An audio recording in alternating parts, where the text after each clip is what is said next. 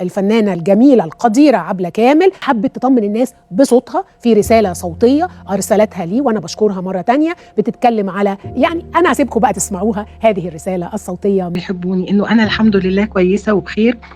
كنت عملت عمليات قبل كده بس أنا الحمد لله بقيت كويسة، والعمليات دي كانت على نفقتي الخاصة. الحمد لله أنا مش محتاجة حاجة، وإن شاء الله كلنا كده على بعضنا نبقى أصحاء ومش محتاجين أي حاجة. هو بس أنا بشكر كل الناس اللي دعوا لي، بقول لهم إن شاء الله الملائكة يردوا عليهم ويقولوا لهم ولكم بمثلها. وليه عتاب على الناس اللي أنا بحبهم جدا برضو، اللي هم قالوا يعني هي عبلة كامل محتاجة فلوس ومحتاجة علاج، مش لازم تتعالج، مش يعني رفقا بالقلوب. يعني أنا مسامحة وهو سامح، كلنا بقى مسامحين بعض، وإن شاء الله كده يعني كلنا نبقى كويسين. وبرضو بكرر شكري للسيد رئيس الجمهورية على اللفتة الكريمة منه.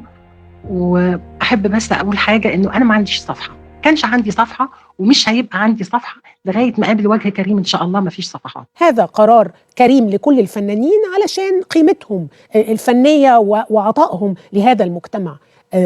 رفقا بالقلوب، احنا بقينا قاسيين جدا على بعض.